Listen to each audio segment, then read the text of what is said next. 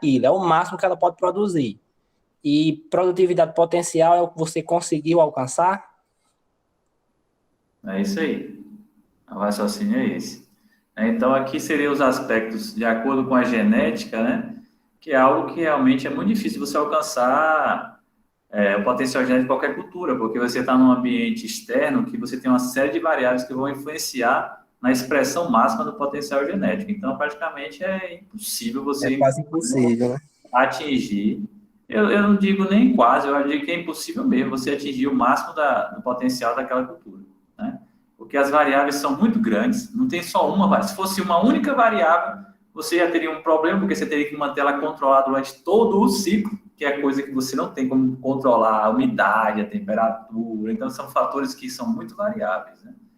Então, não tem condições mesmo de você fazer. Então, basicamente, aqui tem uma informação, eu peço até desculpas que eu esqueci de colocar a fonte aqui embaixo, né, dessa tabela aqui, dessa figura, e é onde o potencial de produtividade que ela poderia atingir geneticamente seria em torno de 415 sacas, né? A produtividade potencial, né, nesse caso, que ela poderia talvez conseguir com todo o manejo na ponta do lápis, né, ideal, 300 sacas, mas o que se conseguiu, vamos dizer assim, né, até hoje, em termos de em experimentos, né, em condições controladas e tal, foram 173 sacas, então está muito distante, né? Então é um processo aqui que precisa se mexer muito no sistema de produção para que a gente possa alcançar esse patamar, né? Então, nós temos aqui alguns fatores que interferem, né? Fatores que vão definir essa produtividade, né? Potencial, esse potencial também de produtividade, que são eles, os fatores que a gente não tem controle, que são esses aqui, ó, radiação solar, CO2 e temperatura. A gente não tem um controle sobre eles, né? A gente tem uma variação que é feita, né, com base no zoneamento, onde você vai ter aquelas menores variações, mas mesmo assim ainda existem, desses fatores. Tá? Então, por isso que tem o zoneamento e tem a época adequada para você fazer a semeadura. Essa daqui você ainda pode trabalhar nela, né? A parte genética, né? A cultivar. Tá? Mas esses aqui você tem que realmente buscar, com base em relatos históricos, a melhor época para você realmente fazer a sua semeadura. Tá? Independente do cultivar, depende também do cultivar que você vai trabalhar, ele vai ter uma condição, uma necessidade diferenciada. Então, também tem essa outra variável aí que você também teria que trabalhar, aquele cultivar numa condição mais adequada para ele. Tá? E aí tem os fatores que são limitantes, como água, né, e nutrientes. Então, água e nutrientes são fatores limitantes mesmo, né? Por isso que você não consegue ultrapassar muito mais do que isso aqui, por causa desses fatores limitantes, né?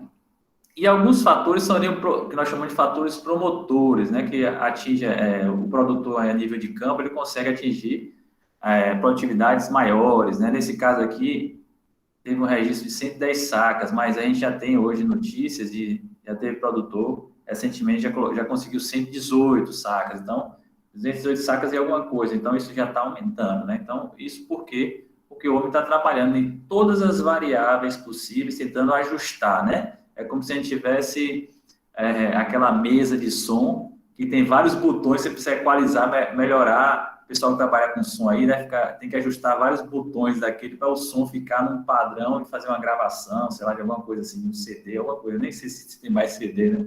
Aquele ponto que você fica realmente equalizado, o negócio fica bem padrão. Então, o homem está fazendo isso, tentando mexer em várias variáveis, principalmente na cultura, na cultivar em si, para tentar ver se ela expressa o seu máximo possível, né? E aí, dentro desse máximo, tem que ter essa preocupação com esses fatores aqui que são limitantes, né? Que é nutriente e água para a cultura. E aí, além disso, tem alguns fatores que vão provocar redução na sua produção, né? Que são fatores que você também tem como controlar, né? Que seriam os fatores redutores da planta daninha, praga, doença, né? Esses aqui também você vamos dizer assim, teoricamente você também poderia controlar, escolhendo a melhor época, né? Para você fazer a sua semeadura, né? Para você fugir dessas condições aqui de geada, granizo, né? Que são intempéries que podem acometer também as culturas, como aconteceu recentemente, né? Aí na região sul, onde prejudicou não só a questão de culturas anuais, como principalmente fruticultura. Eu estava até conversando com o meu primo, né? que o pessoal lá da manga, lá em São Paulo, perdeu 50% da área, por causa dessas geadas que deu lá, matou a florada toda praticamente, né? Então vai ser uma perda grande. Então isso aí para a gente vai ser, entre aspas, uma boa, porque vai diminuir a questão de manga no mercado, né? Jogada para o São Paulo. Vai ser uma reação em cadeia. Então, Porque, nesse caso, se lá eles tiverem esse prejuízo realmente, como o consultor lá relatou para ele, então aqui vai ser bom para o Vale, de toda forma, né? Porque era um grande isso. concorrente do Vale, é justamente São Paulo. Aí São Paulo vai jogar menos manga no mercado, então o preço aqui vai ficar mais atrativo, né? Para quem vai vender. Então, Mas diga isso. assim também em relação, por exemplo, à soja, o milho, e como eles tiveram essa redução, o custo desses produtos aí deve subir também, como a manga. Aí, Sim, por sim. exemplo, provavelmente carne vai subir também, vai se elevar também. Ou seja, Sim. uma reação em cadeia, né? É, isso acontece. É o preço do milho mesmo que bateu em vários momentos ele ficou com a saca alta pra caramba. Aí o preço da carne aumenta, porque milho e soja é substrato base das ações. Então, se tiver qualquer tipo de problema para diminuir a oferta deles, então se prepare que vai vir realmente uma reação em cadeia, como você falou. Esses fatores redutores que nós temos aí de planta daninha, né, praga, doença, eles são fatores que realmente atingem, também depreciando. Se você não dá um manejo adequado, você vai ter uma perda, né? Praticamente, aqui o produtor conseguiu atingir as 110 sacas, hoje já tem 118, é aquele que realmente fez o dever de casa, né? Trabalhou direitinho no momento adequado, no momento certo ele fez os devidos tratos, e aí ele consegue obter um rendimento bem melhor, né? Agora, aquele que perde o time de realmente fazer as entradas adequadas, os cuidados, o manejo adequado da cultura, realmente ele vai estar fadado aí a ter um baixo rendimento, né? Baixa produtividade. Bom, algumas exigências, pessoal, edafoclimáticas para soja, no caso, só os mais profundos, né? Porque o sistema radicular se desenvolver bem, a gente sabe que a soja também precisa nodular, né? A soja hoje nossa não é usada adubo nitrogenado, né? Então, basicamente é só fixação biológica.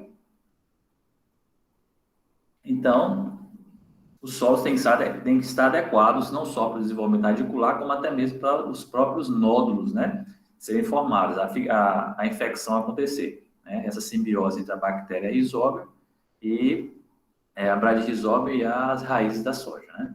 Textura média, né? Como é de praxe para todos os solos que tenham uma qualidade, uma fertilidade adequada, envolvendo aí os quesitos de nutrição, né?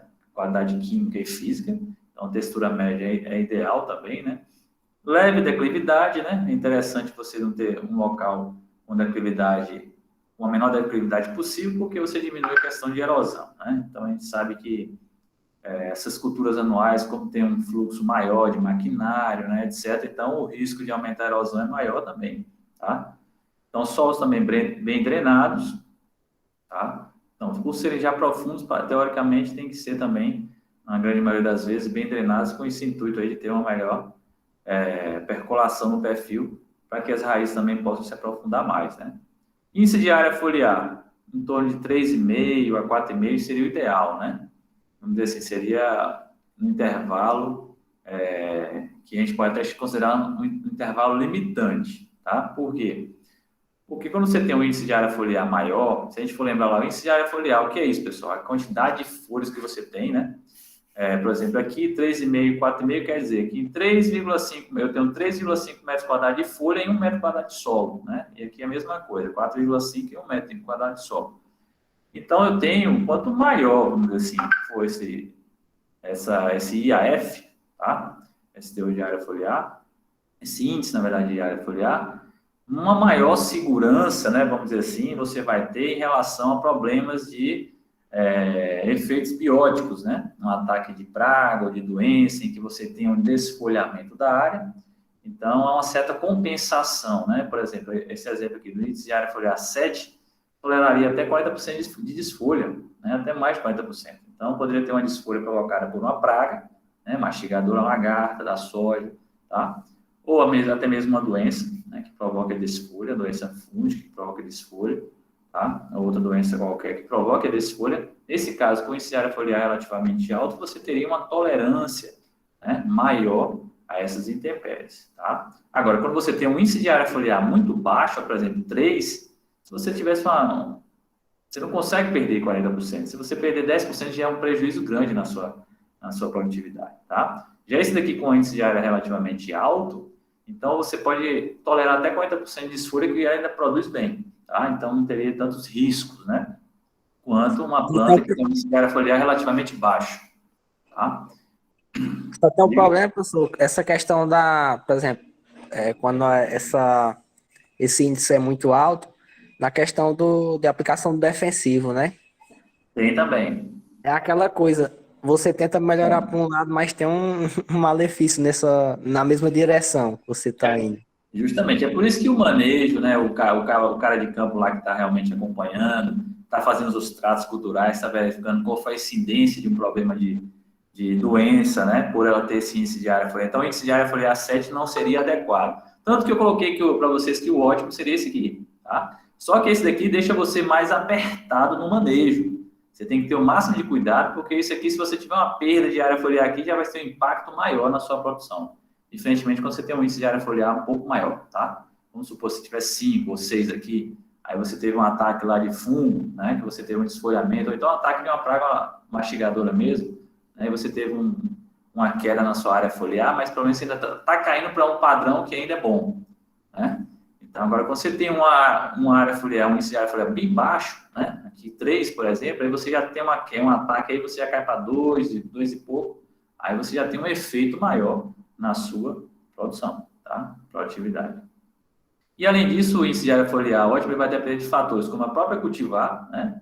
Tem cultivares que apresentam maior enfolhamento, maior índice de área foliar, outras não, né? Intensidade de luz, forma e ângulo da folha, se a folha está mais inclinada, se está mais plana, né? Então, essa questão também envolve as cultivares e as suas características morfológicas, tá? Bom, fotoperíodo, né, que a gente já viu isso em fisiologia. Então, nós sabemos que a soja, pra vocês terem ideia, a soja era classificada até por grupos de maturidade, né, que a gente fala. Então, nós temos lá a soja, que é específica para ser produzida na região sul do país, em função das condições da região sul, região centro-oeste, aqui até aqui acima na região nordeste, né? Acho que tem até um gráfico aqui pronto, essa imagem aqui. Então, a gente tem aqui os grupos de maturidade, né? Então, nesses grupos de maturidade, você já tem as cultivares específicas que se dão bem melhor nessas condições aqui. Então, por exemplo, aqui na região sul, com grupos de maturidade aí, variando de 5 a 6, 6 a 7, dependendo de qual é a região que vai se encontrar, que é a região mais extremo sul, por exemplo, Rio Grande do Sul, de 5 a 6, né? Aqui no Paraná, Santa Catarina pegaria de 6 a 7 ainda, né? E aqui já o finalzinho aqui, o sul do Mato Grosso, né? A região centro-oeste, 7 a 8 e assim sucessivamente. Vai subindo, né? Aqui na região nordeste, por exemplo, né? Oeste da Bahia, Piauí, até também na região aqui de Tocantins.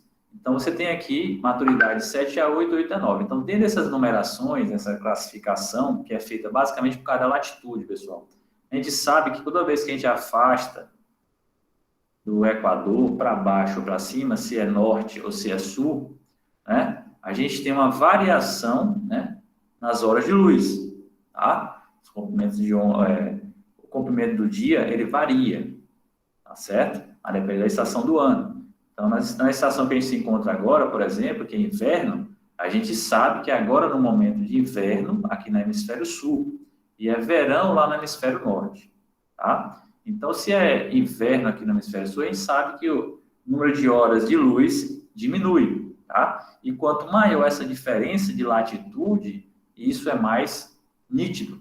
Então, por exemplo, se eu for lá para Rio Grande do Sul, aqui, ó, a região lá dos Pampas, Gaúcho e tudo, se eu for para aquela região lá, vocês vão ver que agora lá, são que horas agora? 3 horas da tarde. Já deve estar escurecendo, tá? Então, praticamente, em função dessa diferença aqui da latitude, né? A influência no inverno, da mesma forma, lá a quantidade de horas de luz no verão é muito grande comparada com a nossa. Então, basicamente, aqui a gente nem percebe tanto essa questão de horas de luz de inverno e de verão, porque a gente está bem aqui, ó. A gente está pertinho do Equador, a gente está a 9 graus aqui, né? 9 graus é alguma coisa. A gente está bem perto da linha do Equador. Quem está aqui, então, não sente nada, diferença nenhuma. Agora, quem está aqui ainda começa a ter alguns minutinhos, né, de diferença. Quem está aqui já sente mais e aqui sente bem mais. Então, aqui as estações são bem mais definidas do que na nossa realidade, tá? Então, você tem grupos de maturidade, onde vocês têm, aqui dentro de cada grupo desses aqui, vocês também têm cultivares, que são precoces e tardias também, tá? Então, aí, por exemplo, aqui, ó, eu coloquei até um exemplo de uma cultivar aqui, no grupo de maturidade 9.1.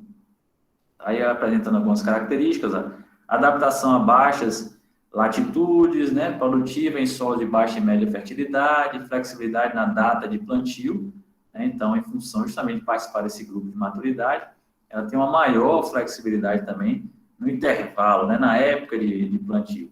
Né, então, ela pode ter esse intervalo aí. Aí tem aqui as regiões, né, que a gente também, que é dividido lá pelo mapa, né, região 501, 405, para ver em qual ela se encaixa, ela pode ser encaixada, né, essa cultivar aí. Então, aqui tem uma série de prospectos que vocês também acham isso aqui lá na Embrapa, né, no portfólio da Embrapa. Foi no portfólio da Embrapa que eu tirei isso aqui para demonstrar para vocês aí algumas características de cultivares, tá? Que tem esses grupos, todas têm uma alocação dentro dos grupos de maturidade, tá bom? E aí, mesmo assim, a gente não pode esquecer de uma coisa, são plantas de dias curtos, né? O que são plantas de dias curtos? Recapitulando, florescem em fotoperíodo menor do que o quê? O máximo crítico. Então, se são plantas de dias curtos, então quer dizer que, vamos supor, o fotoperíodo crítico dela é de 12 horas. Então, com 11 horas, ela pode tranquilamente florescer. Né? Então, abaixo das 12 horas, ela pode ter esse estímulo de florescimento. Então, se você chegar a disponibilizar um fotoperíodo crítico abaixo desse valor, ela vai ter o estímulo, tá? E aí nós temos aí período juvenil curto e período juvenil longo, né?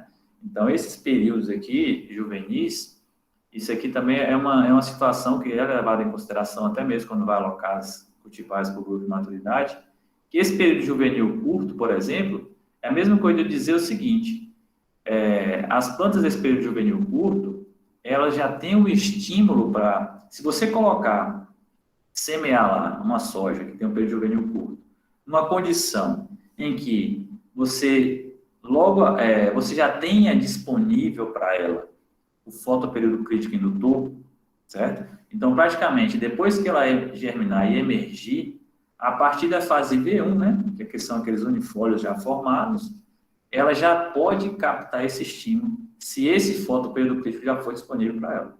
E aí, quando ela capta esse estímulo, então quer dizer que aí daqui uns 20 dias, né, 15 a 20 dias depois, ela já pode ter o estímulo do florescimento. Quer dizer o quê? Ela vai começar florescimento em V3 ou V4, né? Muito pouco. Então, praticamente não desenvolveu folha nenhuma.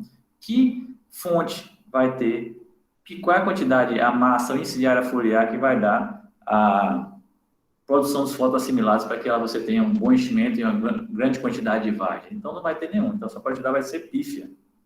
Então, até mesmo tem que ter esse cuidado na escolha das cultivares, porque você pode escolher um material que tem um período juvenil curto e isso só tem que prejudicar a sua área, se você realmente não souber alocar corretamente. Por isso que é interessante adquirir as sementes, né, para os locais e onde realmente elas podem ser cultivadas, para você realmente ter a máxima expressão genética, né, dessa cultivar. Então, se, por exemplo, ela é mais aqui indicada para a região sul, né, praticamente, quando eles pegam lá a questão do verão deles lá, que a quantidade de luz lá é muito intensa nesse período, você pode iniciar a semeadura tranquila. Por quê? Ele não vai ter o fotoperíodo crítico indutor, que tem que ser o quê? Menor quantidade de hora de luz. E se ele está numa fase de verão, como é que vai ter esse período indutor? Então, não tem. Então, é mais interessante lá para a região sul, tá? Esse período, já o período juvenil longo é o contrário, né? Então, o período juvenil longo, nesse caso aí, ele só vai ter que começar a ter o estímulo a partir da quinta folha, né? Ou sexta, trifólio, né? Então, já tem uma massa foliar que já dá para ter o estímulo do florescimento, né? Então, nesse caso aí, seria uma outra opção também de cultivares. Então, todas essas cultivares aí que são lançadas no mercado, elas são também levadas em consideração em relação ao período juvenil crítico, né? Na verdade, se o período juvenil dele é longo ou se é curto, tá? Para poder escalonar melhor para aquela região, na determinada época, ele deve utilizar aquela variedade, né? Ou aquela cultivar. Aí tem continuando as exigências edafoclimáticas, né? Falar um pouquinho mais de solo. Umidade, pessoal. Umidade é aquela coisa, né? A umidade tanto na parte, a umidade relativa do ar, quanto a umidade do solo, né? Então, por exemplo, quais são as etapas mais cruciais para ter o desenvolvimento de uma planta que ela exige mais água, né? Quem pode me recordar isso aí? Etapas cruciais que tem que ter água para que você tenha a nova planta e ela possa produzir a contento. Quem pode me recordar isso aí? Nós temos o quê? Germinação, né? Tem que ter água para germinar. A gente não pode esquecer que florescimento também é outra. Isso é para qualquer planta, gente. Granífera, tá? Então, mas até a fruticultura é também uma fase, o florescimento é uma fase de muita exigência de água. Mas, assim, para as plantas e culturas anuais que estamos falando que depende de propagação sexuada de semente, então tem que ter germinação, florescimento, tá? E o enchimento de grãos, tá? Então, são 3 fases aí cruciais, onde não pode faltar água, né, disponível no solo para que as plantas possam absorver. E aí, realmente, dar o start da germinação, ou manter o florescimento ou o enchimento de grãos. Tá? Então, praticamente, tem que ter acima de 50% da capacidade de campo, né?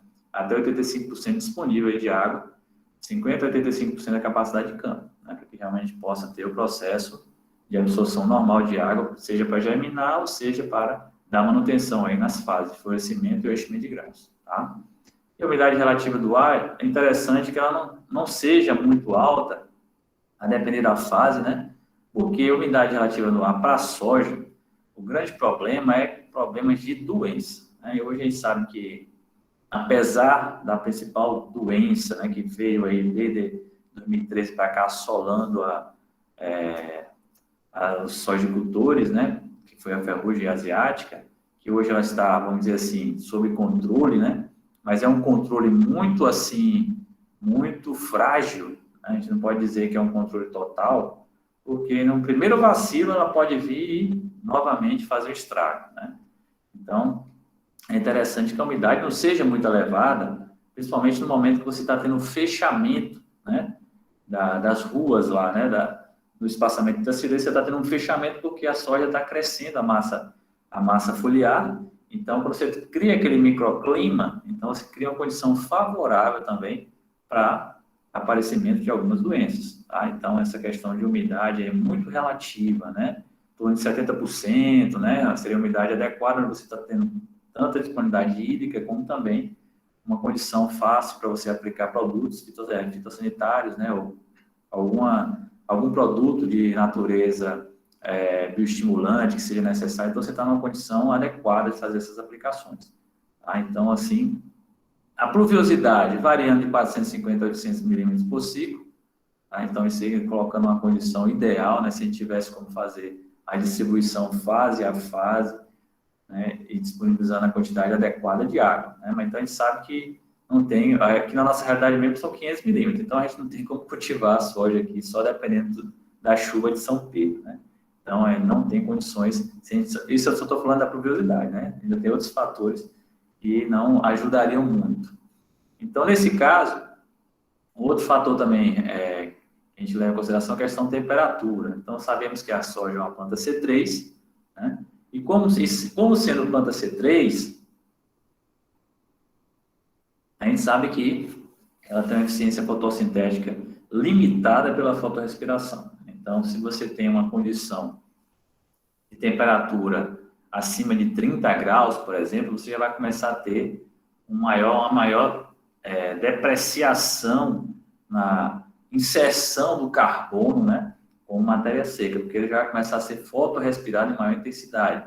Então, nesse caso aí, a questão de temperatura vai influenciar muito, né, essa questão da fisiologia da planta. Maior massa de nódulos, né, fixação, também biológica, quando você tem uma temperatura no solo em torno de 27 graus. Né? Então, é outro fator também interessante, porque às vezes, por exemplo, o pessoal que está na região sul agora, em inverno, o solo lá, a temperatura está, um exemplo, vamos supor que eles estivessem cultivando agora, a temperatura lá do ar está tão baixa que chega até abaixo de zero, imagine o solo. Claro que o solo tem um poder tampão, mas mesmo assim, a temperatura fica muito abaixo de 20 graus, né? Cai para 10 graus, e aí já é uma condição que não é adequada para você ter nodulação, né? Então, muito menos fixação biológica. Então, a gente sabe que quem faz isso são micro-organismos, estão vivos, né? Não são robôs que estão lá e podem trabalhar abaixo de 0 ou acima de 50 graus Celsius, não. Então, são seres vivos que estão lá presentes no solo e que vão trabalhar em uma determinada condição de temperatura. Até porque a gente sabe que temperatura, pessoal, é uma condição em que você tem uma atividade celular em maior ou menor, né? Então, se você tem uma temperatura de 10 graus, né, abaixo disso, a condição de latência é maior, então as reações metabólicas estão ocorrendo de uma forma bem mais lenta, né? Então, tem essa influência. Bom arranjo espacial de plantas, né? A gente pode ter aí, hoje em dia, antigamente se plantava 400 mil plantas, né, por hectare, ou até um pouco mais, né, porque sempre se botou na cabeça que essa questão da soja sempre compensar, né, com esse aumento do índice de área foliar e tal, ela sempre compensava. Mas aí a questão toda é que, querendo ou não, você tinha perdas. E como hoje a questão da agricultura de precisão é você realmente ficar muito mais preciso em tudo, então hoje os arranjos estão mudando, né? Então a questão de quantidade de plantas estão mudando. E o próprio tipo de solo também interfere nisso, né? Então, por exemplo, a gente volta nessa formulazinha, aqui nós temos alguns exemplos de arranjos, né? De plantas, e aqui nós temos espaçamento. Basicamente, varia de 40 a 50 centímetros, né? Entre as fileiras. E aí, você tem aí por metro, né? Que seria a densidade. Então, por metro linear, você varia aí de 6 a 18 plantas. Tá? Então, imagine, você colocando 6 plantas por metro linear, um espaçamento de 40, você tem aí 150 mil plantas. Né? Se você aumentar de 6 para 18, você vai ter no mesmo hectare, vamos dizer assim, você vai mudar agora 450 mil plantas. Então, 300 mil plantas a mais. Né? Então, é muita planta você mexendo aqui na quantidade de plantas por metro linear. Então, você tem essas médias aqui, esses valores, mas basicamente hoje você encontra aí áreas entre 150 mil a 300, 450 no máximo, estourando, né? 450 mil plantas. Vai depender do manejo, do tipo de solo. Quando você tem um solo muito mais fértil, você não coloca muita planta, né? Geralmente, mais plantas você coloca quando você tem uma condição de um solo um pouco mais pobre, né? Principalmente falando de fertilidade química. Então, nesse caso aí, você teria que trabalhar mais a questão de adubação, um solo mais arenoso, por exemplo, né? Você teria que dar um adensamento maior. Mas nesse caso aí, varia de 150 a 450 mil plantas hoje, né? Aqui é uma formulazinha que a gente pode até fazer um teste, né? Vamos dar alguns valores aí, ó. Vamos avaliar o número de plantas, né? O metro linear. Então, a gente tem que ver qual é a população de plantas que a gente vai querer por hectare e qual o espaçamento que a gente vai trabalhar. Vamos fazer um teste, então. Vamos fazer o seguinte, vamos pegar aí, alguém está com lápis e papel aí para fazer esse cálculo para a gente? Vamos pegar aqui, vamos pegar aqui um espaçamento de 40 centímetros, tá? Vamos pegar de 50, que o pessoal também trabalha muito também com a mesma colheitadeira, família e tudo mais. Então, vamos pegar 50. 50 centímetros de espaçamento. O que mais que pede aí? População de plantas, né? Vamos colocar lá 120 mil plantas, né? Então, praticamente, a gente vai obter o mesmo valor que já está lá, né? De 6, né? Que já está pronto, já foi dado aqui para a gente, já foi dado aqui. Então, se eu colocar se eu colocar esse número de plantas aqui, 6 plantas por metro linear, vamos ver o número de sementes que eu vou precisar para disponibilizar essa quantidade de plantas por metro linear, tá? E no hectare. Então, o número de plantas desejado, então vamos colocar lá. Qual é o número de plantas que eu desejo mesmo? 6 metros, né? Ou 6 plantas, vezes 100 pelo percentual de emergência no campo. Então, isso aqui é dado. A gente pode aproveitar o valor que está lá no saco da semente também, para fazer esse cálculo, tá? E aí tem uma outra opção de a gente fazer a questão da densidade de semeadura, para ver realmente qual vai ser, né, a quantidade de semente que a gente vai ter que disponibilizar, porque tem um fatorzinho de correção aí, porque a gente, vamos supor, eu vou colocar 6 sementes só em um metro linear, não tem condições, a gente não tem 100% de germinação nunca, né? Sempre vai ter uma falha, não só pela questão da germinação em si, mas a gente vai ter falhas também de sementes que ficaram um pouco mais profundas, em função de desnível, né? Na hora que a plantadeira passou por cortou uma palha de forma errada, semente que caiu fora do suco, etc. a gente vai ter uma série de problemas, então a gente sempre coloca um fatorzinho de correção para colocar um pouquinho a mais para a gente poder suprir isso aí. E aí nós temos aí, ó, 1.000 vezes a massa de 100 sementes, aí a gente teria que adquirir a massa de 100 sementes, né? Vamos supor, aí, vamos tentar fazer um cálculo, colocar 180 gramas a massa de 100 sementes, né? Quem está com a calculadora para bater isso aí para a gente poder ver a densidade de semeadura, quantos quilos que a gente vai usar no hectare. Coloca aí massa de sementes de 180 gramas, né? 1.000 vezes 180 gramas, número de sementes por metro linear, vamos colocar 6 mesmo, como a gente tinha obtido lá naquela tabela, essa tabela aqui, tá? Já estão fazendo o cálculo aí, vezes 1,1, seria um fator de segurança, né? Sobre percentual de emergência de campo, vamos colocar aí 90%, tá? E o espaçamento de 50%. Vamos ver qual vai ser a quantidade de sementes, né? Que a gente vai precisar, a densidade de semeadura, quilos por hectare, né? Que a gente vai precisar. Calcularam aí?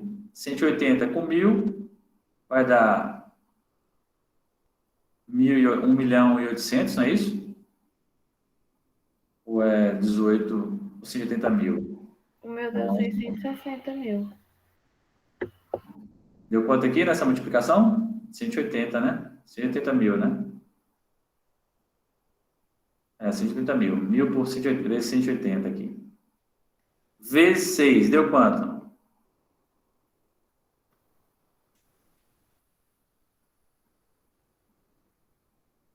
R$ 1.080.000. Vezes 6 aqui deu 1.080.000? Foi. Pronto. Vezes 1,1. 1.188.000. Pronto, deixa separado lá. E agora faça esse cálculo aqui de baixo. Multiplique 90 por 50. Vai dar, 90 por 50 vai dar 4.500. Divida tudo por 4.500 aí. Quem é que está falando?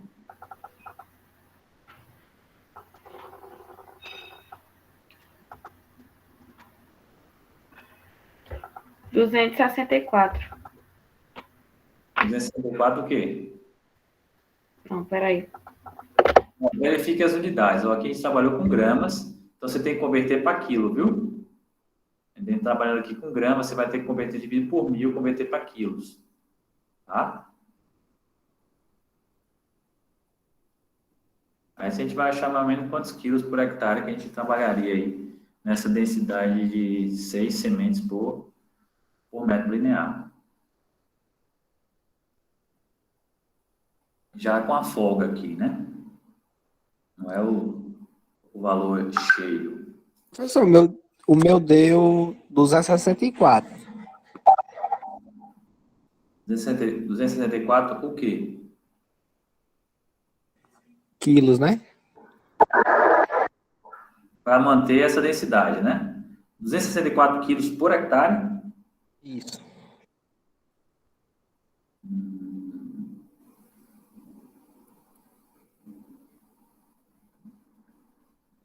Porque eu acho que se transformar fica errado, porque acho que a fórmula já dá para você colocar os valores em grama, já para quando você obter o valor, já obter o valor em quilo por hectare, né? Não, 180 mais 1.000. Ah, é, verdade. Esse 1.000 aqui já é o 1.000 referente a quilos. Tá certo. Isso, eu acho que já é para quando você finalizar a conta já ficar em quilos por hectare. É porque senão não tem como no final, não. É verdade, verdade, verdade. Tá certo. Deu 264 quilos, foi? Foi, o meu deu isso, o primeiro. Até porque se fosse isso aí fosse grama, não tinha lógica, né? Era colocar.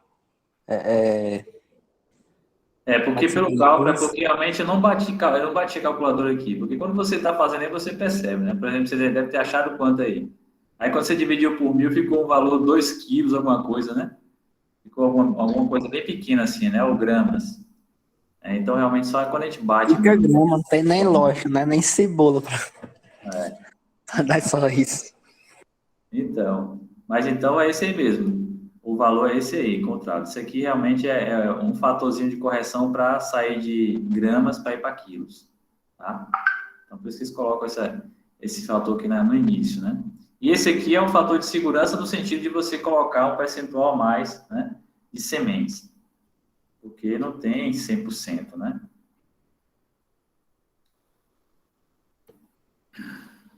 Pronto, aqui são alguns exemplos, né, de arranjos espaciais.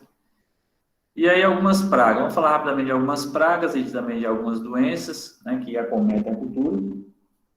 Uma dessas pragas é o percevejo verde, né? Ele vive aproximadamente 33 dias, né, ao longo do ciclo dele, podendo botar até 100 ovos, né? E esse percevejo aí, ele provoca o que nós chamamos de retenção, né? Retenção foliar. Então, nessa retenção foliar, ela prejudica a planta, em alguns casos é chamada até de soja louca, né? A folha não cai, a folha permanece ainda na planta, mesmo amarelada por mais tempo, né? Na verdade, que ele provoca esse distúrbio fisiológico na planta.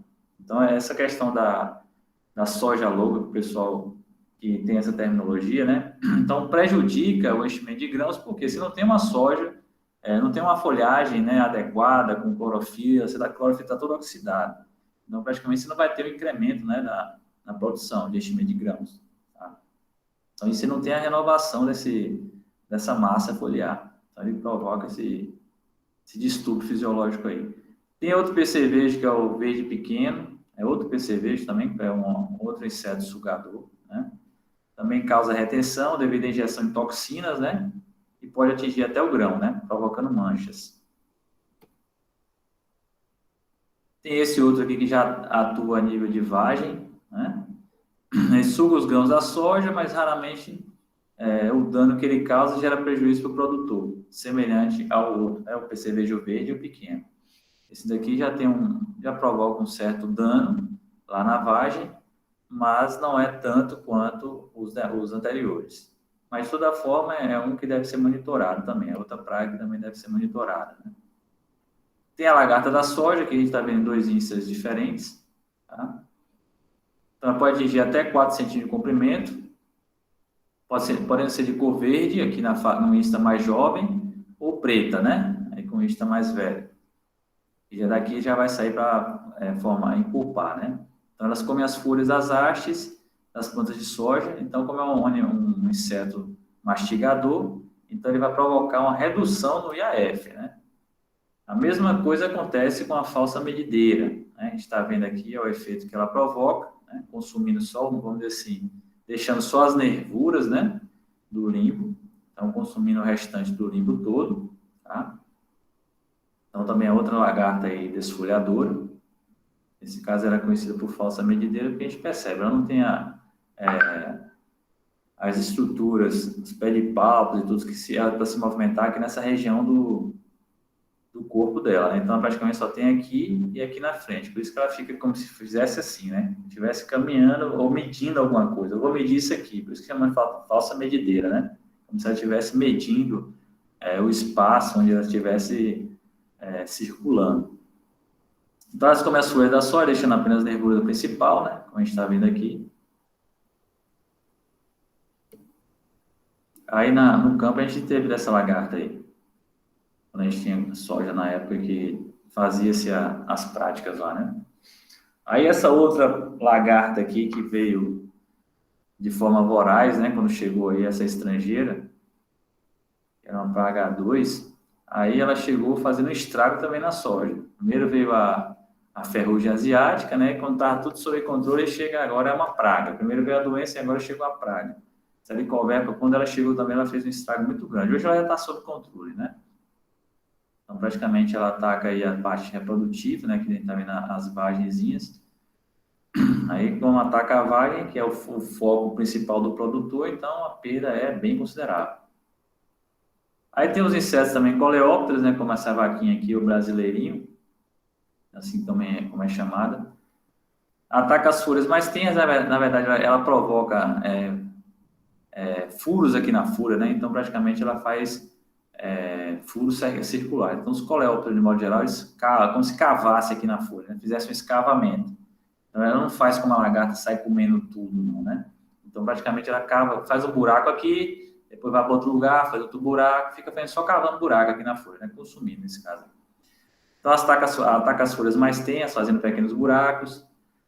As larvas vivem no solo e se alimentam também das raízes, causando murchamento das plantas. Então, a gente percebe que essa praga aqui, ela ataca em duas fases diferentes. Na fase de larva, ela já ataca o sistema radicular, e nessa fase adulta, ela ataca as folhas, a parte aérea, né? Então, a diabrótica especiosa ataca tanto parte aérea como o sistema radicular. Depende de qual é a fase, né, que ela está atacando. Se é na fase de larva ou se é na fase de adulto, né? Como aí nesse caso. Aí as doenças, aqui mesmo é um exemplo clássico aqui, ó, do efeito de uma cultivar, que tem uma certa resistência à ferrugem, e essa outra sensível, né? Você vê que já teve um desfolhamento aqui por completo, né? Dessas plantas, diferentemente dessa daqui. Então, isso aqui é um efeito da ferrugem, né? Então, a ferrugem provoca essa desfolha. Então, como eu falei para vocês, se você tem um material que tem um certo limite de área foliar, o efeito vai ser muito grande. As perdas por ferrugem variam de 10% a 90%. Então, praticamente 10% ou um pouquinho mais são para aqueles materiais, se a gente for comparar só a questão do índice de área foliar, mas não é só isso, pessoal, é só um exemplo. Então, o índice de área foliar, quem tem mais índice de área foliar, tende a ter um efeito menos danoso do que quem tem um menor índice de área foliar, né? Porque quando ela chega, ela começa a provocar esses problemas de desfolha também, porque ela vai atingir a folha, né? Então, o fungo vai atingir a folha, vai depreciar a folha e você vai perder uma fonte, né? Então, quando você perde fonte, você tem fotossimilares que vão estar deixando de ser produzidos, né? Então, isso vai afetar a sua produtividade. Então, aqui só mostrando a comparação entre o material que tem uma certa resistência à ferrugem e o material suscetível, né? Aí nós temos algumas doenças, são provocadas por vírus, né? Por fungos, por bactérias, né? Aqui é um exemplo de doença causada por vírus, né? O mosaico comum da soja, que pode ser transmitido por pulgões, né? Os mais diversos, né? Não tem um pulgão específico. Então, nesse caso, vários pulgões podem passear pela soja e podem provocar essa contaminação, né? Para levar consigo o vírus, né? Por sorte, esse vírus ele não persiste no pulgão, né? Então, o pulgão picou ali e acabou. Ele ficou como se ficasse livre, né? Limpo de novo, vai viajar para outro local aí e ele pode picar outra planta e ele pode não transmitir também, né? Mas é uma doença que pode ser transmitida por pulgão, basicamente. Ou então você tem plantas sementes que originaram de plantas doentes, como essas aqui, a gente pode perceber, ó, essas manchas aqui, ó, na semente, são sementes inviáveis, né, para plantio. Então você já sabe que você vai propagar o problema, né? Então, como evitar, né, como controlar esse problema, você ter sempre variedades resistentes, né? Sempre que você tiver variedades resistentes para tudo quanto é problema, esse seria o melhor dos mundos, né? A condição ideal, né? Variedades resistentes. Claro que você ainda não tem, nada é perfeito, né? Já pensou se tivesse uma variedade que fosse resistente a tudo, fosse aquela blindada, né? Que a gente chamaria. Essa cultivar não dá nada, né? Então não existe isso, né? Então toda vez que o homem faz um melhoramento vegetal na planta, ele vai tentando buscar, colocar aquela condição que é mais favorável para o homem, né? E não para a planta. Então praticamente, às vezes ele acende um gene que ele quer, que é um gene da produtividade, por exemplo, e ao mesmo tempo ele desliga um outro gene que poderia dar uma proteção maior para a planta, né? Para que esse que ele quer funcione bem. Então, nesse caso, por isso que a gente nunca vai ter uma planta que vai ser resistente ou tolerante a todos os problemas, né? Porque você não tem só problema de doença, né? Você tem problema de praga, você tem concorrência com planta daninha. Então, imagine aí, aqueles fatores todos que são, nesse caso, são fatores aí que vão depreciar, né? Fatores redutores da sua produtividade. Então, além de você combater os fatores, né, que vão atuar a nível de temperatura, de CO2 disponível, né, pluviosidade, que você não tem um controle imediato, você ainda tem que lidar com esses aí também, que vão provocar depreciação na sua safra, né? Aí, variedades resistentes, né, é uma forma de você controlar. Sementes sadias, adquirir sementes de fontes idôneas, né, certificadas, e eliminar também plantas hospedeiras que possam ter a presença desses pulgões, né, que possam estar contaminados, né. Uma doença bacteriana aqui, o crescimento bacteriano, provocado por Pseudomonas savastinoi, glycine. Bom, essas bactérias, elas podem sobreviver em sementes ou restos de culturas, tá? Tanto que é interessante que se faça uma aração, o que não acontece quem tem plantio direto, né? Quem trabalha com plantio direto não vai fazer revolvimento de solo, tá? Se vier a ter um problema como esse, ele vai ter que conviver com o problema, tá? Porque não tem como fazer essa questão de revolver o solo, né? Que seria uma alternativa de você ter um controle dessa bactéria, tá? Então, o ideal seria sempre buscar o quê? Trabalhar com variedades existentes. Ele não vai ter como eliminar por completo, na verdade, a gente nunca tem como eliminar por completo um problema da área, certo? Porque você não tem como limpar um solo de nada, nem um nematóide, nem um fungo, nem uma bactéria, você não tem como ter um solo estéril, né? Então, em condições de campo, no laboratório você pode até conseguir fazer isso, você coloca no autoclave lá e esteriliza seu solo, né? E você vai controlar o que você quer que tenha naquele seu solo, mas no campo você não consegue fazer isso. Então, praticamente, essa bactéria aqui, ela sobrevive em sementes, né, em restos culturais também, pode ser disseminada por sementes também, ou até mesmo ao longo da chuva, respingo de chuva, pode transferir essa bactéria de um canto para o outro, na mesma área, tá? E a umidade alta e temperatura variando de 20 a 26 graus favorecem, né, o aumento, né, da incidência dessa doença, tá? E como alternativas, para quem trabalha com cultivo convencional, né, manejo convencional, pode fazer aração profunda, né, expor esse material à radiação ultravioleta, né? E pode também, os demais todos podem também trabalhar com sementes sadias ou variedades existentes, né? Tanto o manejo convencional quanto o manejo sob plantio direto. E essa aqui, que é a principal doença, né, da soja, que é a ferrugem asiática, apesar dela estar hoje sob um controle não absoluto, né, um controle bem tênue mesmo, porque se um produtor vacilar, ela pode voltar com tudo, né? Então, essa ferrugem asiática, que assola o Brasil aí desde 2000 quanto mesmo? Não me recordo a data exata, mas desde 2010 para cá, o efeito dela na safra sempre foi grande.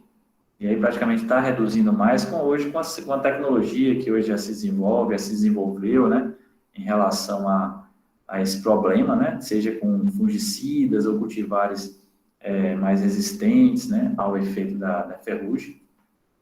Então, ela tem um rápido amadurecimento ou bronzeamento, né, das plantas, provoca a queda prematura das folhas. E como eu falei para vocês, as plantas que têm um índice de área foliar baixo, o efeito é muito grande na produção e na produtividade, né? Porque imagine vocês, as plantas nem conseguiram ainda promover um enchimento adequado de grãos e já começa a ter as desfolhas, né? Então, o efeito na produção e produtividade vai ser muito grande. Provoca tamanho de grãos reduzido, porque você não vai ter nem como crescer grão, nem como encher grão, né? Você está diminuindo a fonte. Perda de rendimento de qualidade também desses grãos. E pode causar aborto e queda também das próprias vagens, né? Então, os próprios grãos também vão ser perdidos. E aí, ela pode ser disseminada pelo vento. Então, é um parasita obrigatório, essa ferrugem asiática. Então, ela pode ser disseminada pelo vento. As condições de chuva, né, promovem temperaturas em torno de 18 a 28 graus, né, e disponibilidade de água, né, nas folhas, né, como orvalho, né, o período muito nublado. Então, essas chuvas aí mesmo, período muito nublado durante muito tempo, e temperaturas entre 18 a 28 graus, é um prato cheio para que ela possa se proliferar, né, se disseminar. E com vento, então, por isso que o produtor, às vezes, ele é igual o produtor de uva aqui, quando fala em milho, o cara já treme na base, né? Então, começou a nublar, ele já fica preocupado. Lá é a ferrugem asiática, né? Tanto que tem um período que nós chamamos de vazio sanitário que não pode cultivar também soja, né? Porque seriam as condições mais favoráveis para que ela possa se desenvolver. Então, por isso que o zoneamento está aí para poder estipular qual é a data realmente naquela região que você pode entrar com a semeadura da soja, seja ela precoce, seja ela tardia, né? Então, fora daquele prazo ali, você corre um risco, né? Isso falando do zoneamento em si, de você fugir da janela de água, principalmente, né? Ter déficit hídrico lá, um veranico que pode interferir na sua produtividade, sendo que a questão vazio sanitário é outra coisa totalmente diferente. Então, é um período que você não pode ter mesmo, né? Soja, porque você corre o risco de pagar multa em função disso, tá? Professor, essa questão do vazio sanitário foi instituída exatamente por causa da ferrugem asiática? Uhum. Da soja, sim.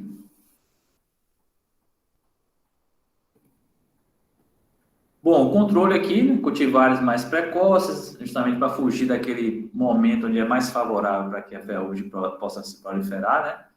Então, cultivares mais precoces, época de semeadura para cada região, né? Tanto que o vazio sanitário para a Bahia, a região oeste da Bahia, é diferente da data do vazio sanitário para Mato Grosso, e assim sucessivamente, né? Porque as condições ambientais são diferentes e a época de semeadura é diferente, né? Então, os vazios também, as datas são diferentes, né?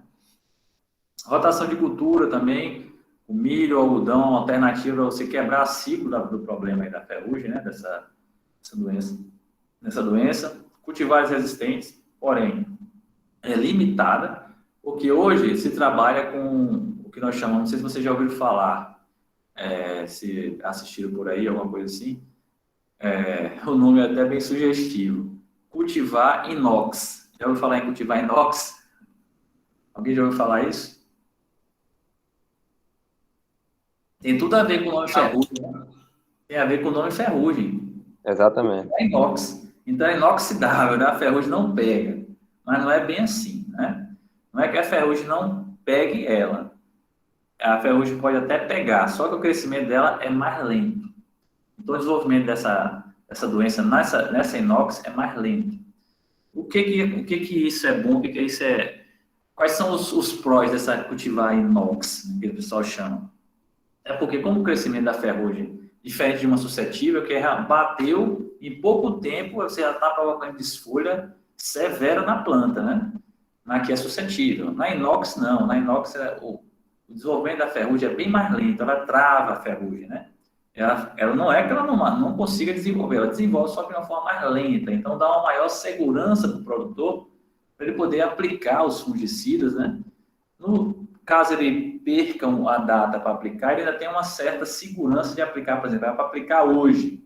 Ele teve um problema no trator lá, vai ter que buscar uma peça lá não sei aonde, só vai poder aplicar lá para sexta-feira, entendeu? Aí ele ainda consegue, a planta ainda consegue se recuperar, vamos dizer assim, né? Não tem uma perda de produção muito severa, como uma suscetível. Uma suscetível, uma semana dessa aí, acabou-se. Não aguenta muito o efeito, não, né? Já a inox, ela segura mais, né? Porém, é aquela coisa, ela segura, não quer dizer que ela isenta. Ela é atacada pela ferrugem também. E se você não der o manejo adequado, né, aplicar os fungicidas no momento adequado também, você vai ter interferência na produção. Então, só que a diferença dela para sensível é que ela tem um saldo duradouro assim, maior, né? Então, ela aguentaria mais a ferrugem, porque a ferrugem desenvolve de uma forma bem mais lenta nela do que na suscetível. Então, tem essa questão aí desses cultivares, o pessoal chama de cultivar inox, né? É bem sugestivo. Aí tem a questão de uso de controle químico, que você tem que fazer realmente, né? Usa-se triazóis, fabrilolina, né? São fontes de químicos que se trabalham contra a ferrugem lá na região Cerrado, principalmente, que é uma produtora. Tratamento de sementes também se faz, para você ter uma diminuição, né? Para que a doença não evolua tão rápido. Uma outra doença também é a podridão, o mofo branco, né? A podridão branca da haste, né? Mesmo que ataca também lá o feijão, né? Então, aqui, ó, você tem aí a presença do fungo aqui nas hastes, né? Por isso que não é uma podridão branca. É esclerotioro, né? Bom, a fase mais vulnerável é a fase de pleno florescimento, né? A fase R2, né? E aí até o início da formação de vagem. Então, R2 até R3 e R4, então seriam as fases mais vulneráveis ao ataque da podridão, né, branca ou do mofo branco na soja. Então, ele pode infectar qualquer parte da planta, ou o fungo, ele sobrevive lá em sementes, ou esses escleróides, que é a estrutura do fungo, né, que sobrevive lá no solo por anos até, né? Tanto que você não é aquela, como eu falei para vocês, você não vão ter um ambiente estéril, né? Vocês nunca vão ter no campo um ambiente estéril, você não tem como controlar isso. É a mesma coisa de planta daninha, a gente sabe que as plantas daninhas, a germinação da semente de planta daninha é diferente da germinação das sementes quiescentes, que são as sementes que nós cultivamos, né?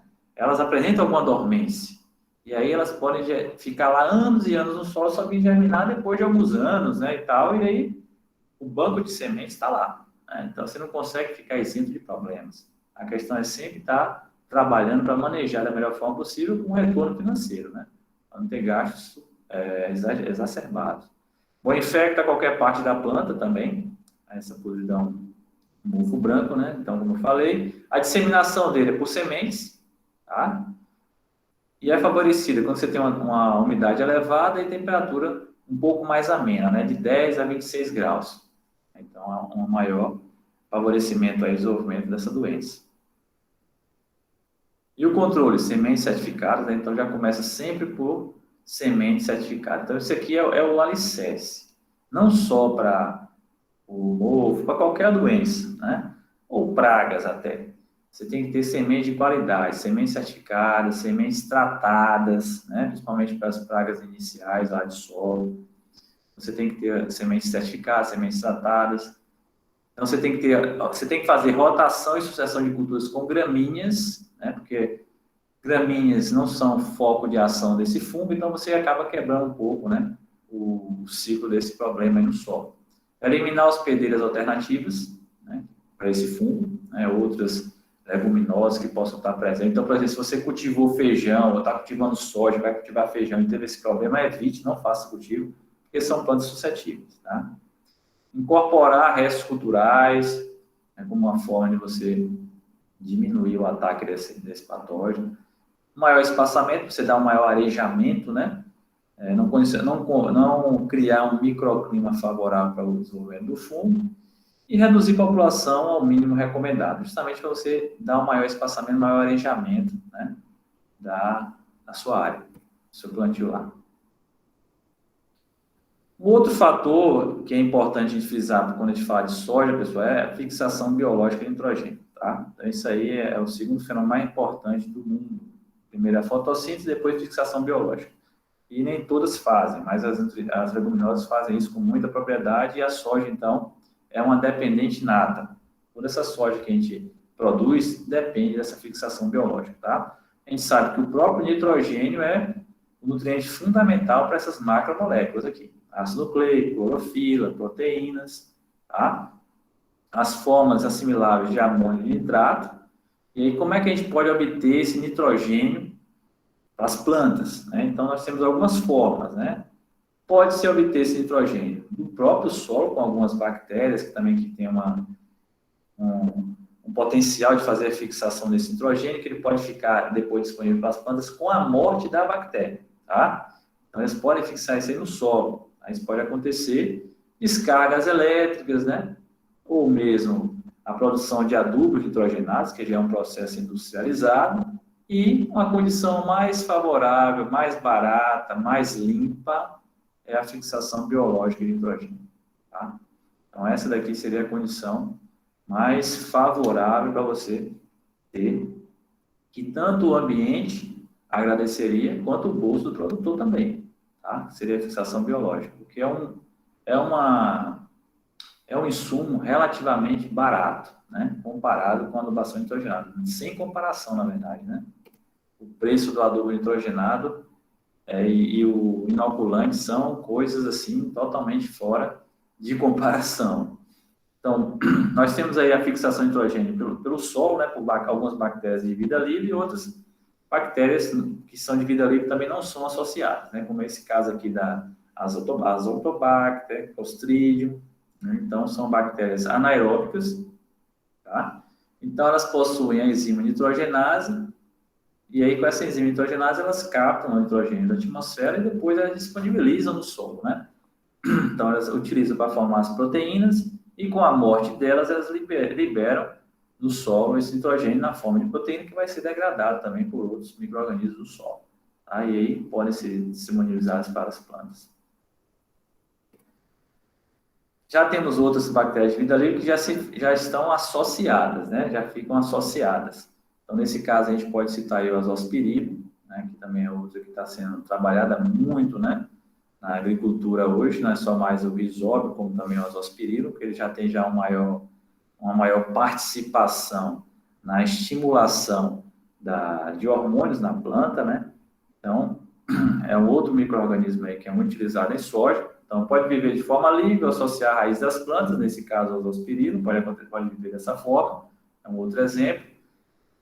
Também promove essa fixação, né? Porque ele também possui a nitrogenase, mas no caso da soja, a grande função dele é poder ter esse estímulo hormonal para desenvolvimento radicular, principalmente, né? Não só na soja, como também se utiliza também no milho, né? Essa bactéria aí. Então, se aloja nas raízes, fixando nitrogênio, né? Transfere também isso para a parte aérea, ou também tem um estímulo para a produção hormonal, gera o estímulo, né? Aí nós temos aqui alguns exemplos de nódulos que são formados pela principal delas, né? A bactéria que é responsável pela fixação biológica, e são os Bradyrhizobia no caso da soja, né? Nesse caso, o Bradyrhizobia japônico, né? Então, essa simbiose que acontece, que é essa formação desses nódulos aqui, são estruturas onde se encontram as bactérias que vão estar fixando o nitrogênio da atmosfera de uma forma similar para a planta, e a planta produzindo os açúcares que elas vão precisar no seu metabolismo, né? Então, é uma parceria, né? Então, é o que nós chamamos de simbiose, tá? E as bactérias são justamente essas do gênero Bradyrhizobia. No caso da soja, o Bradyrhizobia japônico. Aqui só a título de demonstração, mostrando como é que acontece o processo de infecção, né? Na verdade, é o encontro das bactérias com o pelo radicular. Para que isso aconteça, para que as bactérias identifiquem o pelo radicular, tem um quimiotropismo envolvido aqui, tá? Então, as próprias plantas liberam aqui exudados que atraem essas bactérias. E aí, elas são encapsuladas, né? Formado aí o nódulo, tá? E aqui a gente pode perceber, ó, foi retirado um desses aqui, desses nódulos, tá vendo? Aqui, ó, nódulo aqui, ó, vários nódulos aqui na raiz, né? Então, retirou-se um desses nódulos e foi feito um corte. Então, praticamente, quando a gente vai ao corte e verifica essa coloração rosa, meio avermelhada, está dizendo que ele está bem ativo. Então, o nódulo está ativo, tá? Então, é até uma forma de você diferenciar, eu já comentei com você, diferenciar nematóide de risóbio. Isso aqui sai com facilidade.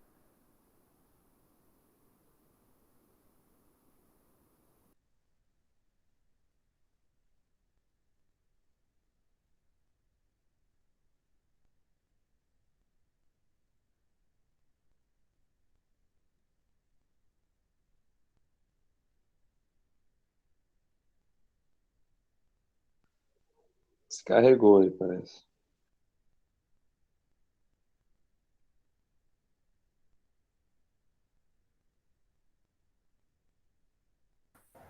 Isso, acho que descarregou a bateria dele.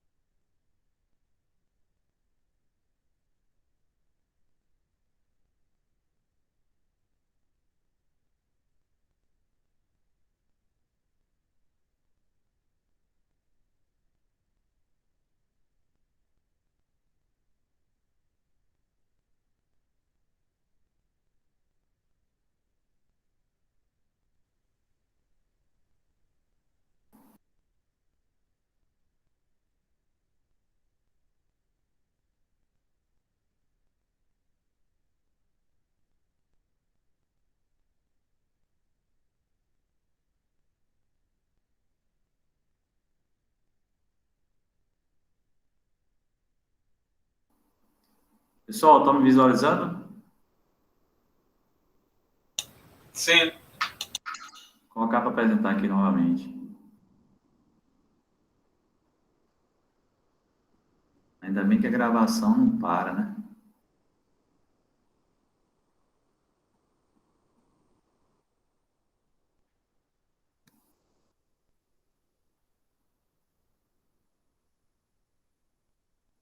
Pronto. Então, eu estava comentando justamente que esses nodos aqui, diferentemente dos nematóides, os nodos do rizoma, eles saem com facilidade, né?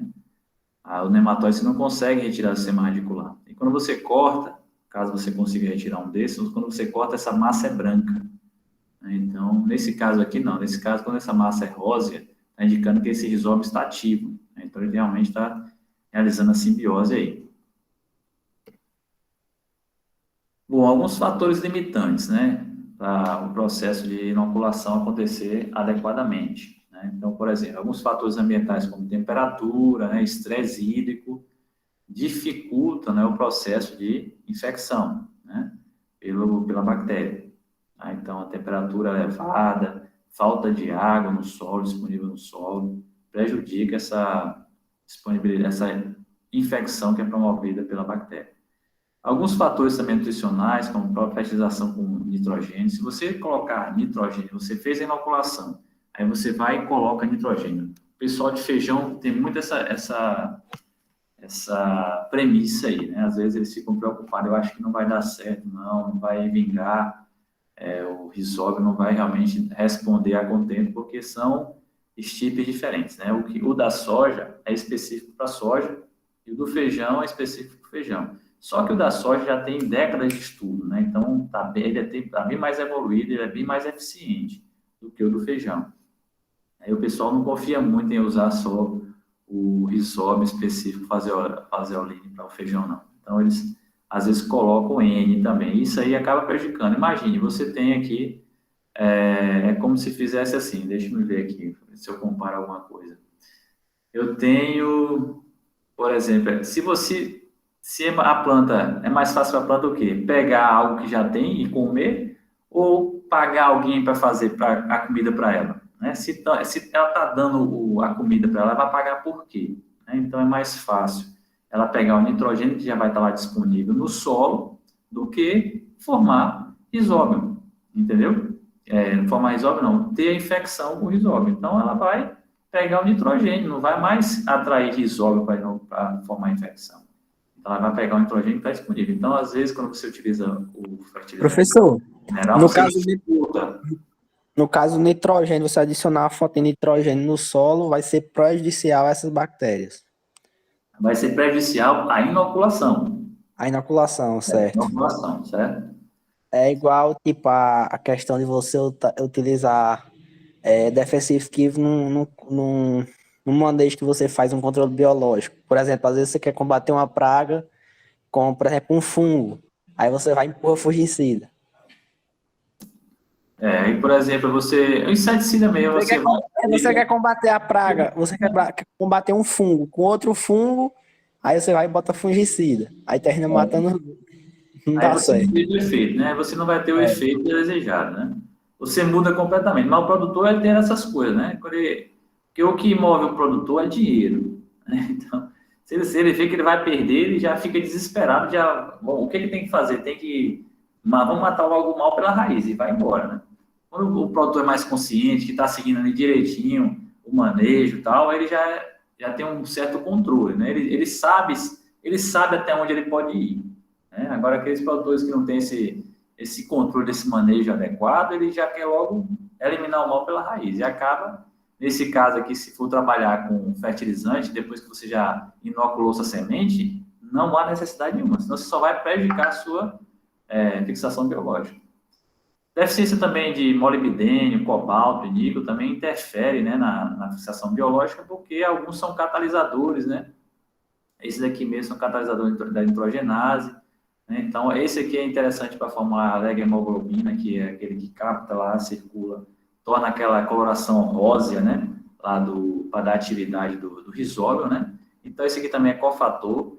Então, praticamente, com deficiência desses nutrientes aqui, ó, você também já tem uma diminuição na fixação biológica também, né? Na simbiose.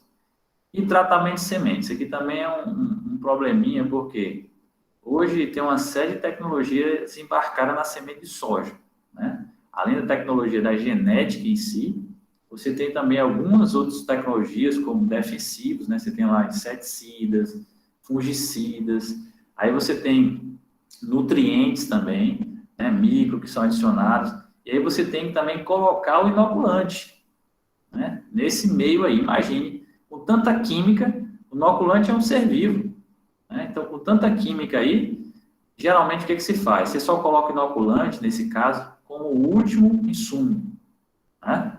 Então, você não coloca inoculante, depois inseticida, fungicida, nada disso. Isso eu estou me referindo ao que nós chamamos de on-farm, que na verdade é na fazenda. Então, quando você faz inoculação na fazenda, porque você pode já trazer, né, o produto já industrial, que nós chamamos de TSI, né? Então, é o tratamento de semente industrializado.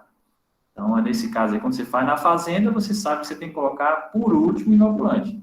Depois você já colocou todos esses outros insumos, o inoculante vai para o final. Justamente para ele ficar menos tempo lá exposto a esses produtos químicos e diminuir a população, tá? O inoculante, o que é? Meio que traz em sua matriz células vivas, né, de micro-organismos, nesse caso são as bactérias, né, o rizóbio, que vem a desempenhar alguma função específica benéfica na planta, que na verdade é a simbiose, que é justamente essa fixação de N, tá? E aí no caso da soja, é o Bradyrhizobio japônico, aqui tem alguns nomes, alguns termos técnicos, né, comerciais. Geralmente tem em torno de 10 a 9 células viáveis por grama ou ml do produto, quando você está trabalhando com material sólido, em grama ou líquido, né? Ou tufoso ou líquido aqui, nesse caso. Aí você vai ter mais ou menos 1.200.000 bactérias por semente, né? Desse Bradyrhizobio aí. Então, em média. Aqui só exemplo de alguns materiais, sólido aqui a tufa, e o líquido aqui, o Biomax. Eu acho que um colega de vocês, o Evandro, já disponibilizou uma vez para a gente aí um inoculante, né? Trouxe lá do Maranhão, acho que quem trouxe, não sei se foi ele ou se foi... Como é o nome do aluno lá? Que fez na época das culturas. Michael, acho que foi Michael. Pode ter sido Michael. Foi Evandro ou foi Michael aí que a gente conseguiu para a gente poder fazer um experimento com soja, que a gente fez aqui uma área com soja, né, na época do presencial. E eles eram do grupo da soja, né, era Michael e Evandro, então deu certo. Eles conseguiram o inoculante e tudo mais, e foi feito lá a área de soja. Então aqui é a parte líquida, aqui é a parte sólida, que é a tufa, né. Aí tem o tratamento de semente, que é uma opção, você fazer a semeadura, ou você também pode fazer o tratamento no suco, aplicar o inoculante, né, líquido no suco, tá? Então, também é uma opção aí de fazer o tratamento no suco de plantio. Aí tem o que nós chamamos de co-inoculação, que seria você, agora, além do Bradyrhizobio, né, além do Bradyrhizobio que é aplicado na soja, você também aplicar o azospirilo, né? Então, essa co-inoculação seria adicionar mais de um micro-organismo, né? Que são benéficos à planta para maximizar a produção, na verdade, né? Então, você vai promover um que vai promover a fixação, outro vai promover também estímulo radicular, crescimento radicular e, ao mesmo tempo, também trazer mudanças hormonais favoráveis para que tenha esse desenvolvimento radicular, tá? Então, bactéria promotora de crescimento de plantas, azospirilo, que é usada não só em soja, como também em outras culturas, né? O próprio milho também se utiliza. E aí, o azospirilo induz a produção de fito-hormônios, né? Estimula o aumento da área radicular. Aqui a gente está vendo aqui as infecções, né? Presentes aqui no sistema radicular da soja. E aí você tem, como eu falei, o tratamento de sementes, primeira dose, no suco você pode aplicar até 2 doses. Agora, o grande problema disso aqui, ó, é que se você não aplicar no momento certo, você tende você não vai ter o prejuízo, você vai deixar de ter o ganho, né? Então, é interessante sempre fazer essas aplicações, o tratamento de semente, né, se for no suco, na época adequada, para você realmente ter um estímulo, né, e uma melhora no rendimento. Você pode ter ganhos aí, já foram feitos estudos que você teve ganho até 205 quilos por hectare com o uso, né, dessa dobradinha aí, que é a co-inoculação, que é bradyrhizóbio e azospirina. Bom, o que a gente tem que observar, né, para fazer boas práticas de inoculação? O inoculante tem que ser registrado no mapa, né, então tem que comprar algo idôneo, né, que tem um registro no mapa. A gente tem que seguir o prazo de validade, né, que tem lá na embalagem. Por quê? Porque aqui é um material vivo, pessoal. Não é um produto químico, que mesmo tem a validade, mas é uma validade de anos, né? Aqui não, aqui é uma validade de 6 meses, né? Não mais do que isso, porque é um material vivo. Você tem que guardar também num local adequado, né? Então não é em qualquer ambiente. O transporte e armazenamento tem que ser justamente um local protegido de sol e também evitar altas temperaturas, porque você tem um material vivo dentro daquela embalagem, seja ela na forma sólida ou na forma líquida, tá? Aplicar em dose adequada conforme a condição e a modalidade de uso, né? Você vai usar a fase sólida dele, você vai usar a fase líquida, né? Então, quando a gente coloca assim, não semear no pó, quer dizer o quê? Que você não vai preparar tudo isso, gastar esse dinheiro em insumos os mais diversos, e no final que você colocar esse último insumo, você vai semear a sua semente de soja num solo seco, como o pessoal do Irecê fazer com feijão, né? Então, você está jogando dinheiro, você está pegando o dinheiro e fazendo assim na fogueira, ó, só para ver. Ou então você está comprando espada, né? O fogo de artifício, você está queimando dinheiro. Então, você não tem por que fazer isso. Você não pode esquecer, você está colocando lá, os outros tudo bem, mas o risóbio, né, e o azospirina são materiais vivos. Então, eles têm que ter uma condição adequada, tem que ter umidade no solo, né, para eles poderem se multiplicar. Então, se não tiver, você vai estar queimando dinheiro, né? E além dos inoculantes, também na soja, você pode utilizar bioestimulante, principalmente estimulante, né? É um bioestimulante que vai favorecer tanto a expressão do potencial genético, tá? Porque no caso do estimulante que você acho que alguns já viram, né? É uma mistura de reguladores vegetais. Então, vai favorecer a expressão do potencial genético, né, das plantas através de alterações em seus processos vitais, estruturais, e promove também o equilíbrio hormonal, tá? E, consequentemente, vai estimular o crescimento radicular. Então, resumindo, ela atua no metabolismo da planta. Então, esse produto bioestimulante vai atuar no metabolismo. Então, geralmente, vai promover um maior desenvolvimento radicular, mais desenvolvimento de parte aérea, né, um aumento maior na produção de vagens. Tá? E alguns efeitos que são propostos ao bioestimulante é o quê? Tolerância a estresses abióticos. Né? Então, você vai ter uma soja aí que vai estar tolerando um maior estresse abiótico, principalmente déficit hídrico, calor intenso, tá? Vai ter uma eficiência no uso dos nutrientes também, maior resistência também a doenças e fatores bióticos e uma maior qualidade no seu cultivo. Então, os bioestimulantes não só estimulante, foi só um exemplo, pessoal. Tá? Então, você também vai ter lá algas, né, a próprio aminoácido também. Então, são alguns exemplos aí de bioestimulantes. Então, você tem aí aminoácidos, status de alga, reguladores vegetais, substâncias úmicas também, podem ser trabalhadas na soja. Podem tanto ser aplicados em tratamento de semente, como também em suco ou pulverizando na parte aérea, tá? Em determinadas fases. E para a gente encerrar, chegamos aqui na nossa colheita, né? Então, basicamente, aí, para se colher a soja, você também, assim como qualquer outra granífera, você tem que ter o teor de umidade adequado. Então, por exemplo, você vai colher a soja na fase R5? Não. R5 você está tendo enchimento, né? Que é escalonado em várias etapas, né, do enchimento. Você vai colher a sua soja quando você estiver na fase de maturidade, final da fase de maturidade, praticamente final de R7, entrando em R8. Tá? Porque R8 vai ser aquele momento que você vai estar diminuindo o quê? Teor de água na semente. Tá? Então, basicamente, aí você vai colher soja com umidade abaixo de 18%, né? Então, não colhe 18 para cima, porque você está fadado a ter perdas, né, na massa por causa da umidade, na massa de sementes. E aí, você colhendo com umidade abaixo também de 13%, você está correndo o risco de ter muita quebra, né, de semente. Então, praticamente, se colhe o intervalo de colheita de umidade, vai variar de 13% a 15%, mais ou menos, né, para você ter uma colheita com poucas perdas, tá? E alguns fatores que afetam a eficiência da colheita. A própria topografia e superfície do solo. Né? Porque se você tem uma topografia muito irregular, vamos dizer assim, quando a colheitadeira, estou falando da colheitadeira mecanizada, né? Porque se for manual, aí isso aí é diferente. Tá? Agora, quando você está trabalhando em grandes áreas, agronegócio, com colheita mesmo mecanizada, então o que vai acontecer? Você vai ter na passagem da máquina, você vai com um terreno irregular, pode ter problema de corte da plataforma, né? Então, por exemplo, em vez de ela cortar mesmo no ponto, o ideal onde tem a primeira vagem para cima, ela vai cortar acima, então você vai ter perdas aí. Né? Então, você vai ter perdas na colheita, então vai diminuir a eficiência aí da sua colheita. Inadequação da época de semeadura também, né? Do espaçamento, da densidade.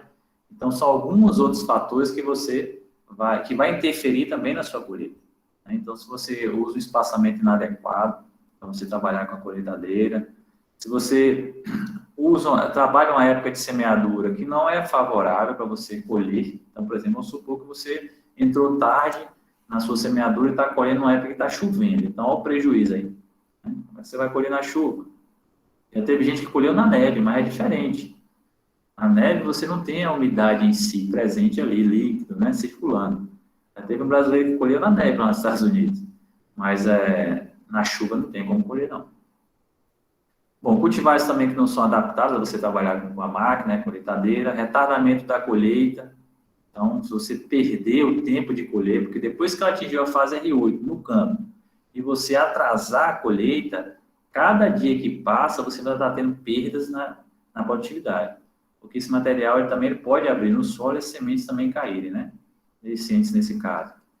E você colher também com umidade inadequada, seja para mais, né? Você colher com mais de 15% de umidade e não ter como secar esse material, né? Ou colher com umidade abaixo de 12%, que você vai ter um risco de quebra muito grande desses materiais, essas sementes. Bom, pessoal, então acho que isso aí deu para dar um pouco da geralzona sobre a cultura da soja, né? Perguntas aí? Vamos lá?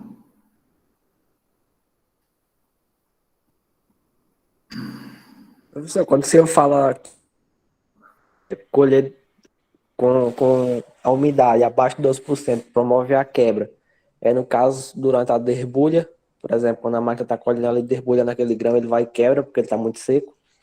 Sim, é isso aí. Assim como também a umidade em torno de 15%, você tem uma trinca latente, né? Ainda tem isso também, que você não percebe no momento. Depois que ela já está lá na frente no processo de armazenagem, você começa a ver os problemas, né? Então, por isso que é interessante, com soja você não pode perder nada, né? Porque é uma commodity relativamente que dá um bom retorno financeiro. Então, qualquer coisa que você perder, depreciar no mercado, é prejuízo. Então, você tem que ter o máximo de cuidado no seu momento de colheita e também no momento de armazenamento, tá? Porque você também vai ter que fazer, ou então, se você for colher com umidade alta, tiver que secar esse material. Então, tem que ter cuidado, viu? Há processo de dessecação para você colher. Você tem que entrar no momento certo da dessecação. Então, geralmente, o pessoal faz a dessecação da soja na fase R7.3. Eles ainda fazem uma subdivisão na fase R7, né? Que é o final da maturidade lá. E aí, eles aplicam o dessecante para depois fazer a colheita, né? E não tem como colher com a soja verde, né? Então, tudo é seco, só fica a vagem presa lá na estrutura vegetal, na haste. Então, eles passam a máquina e sai colhendo.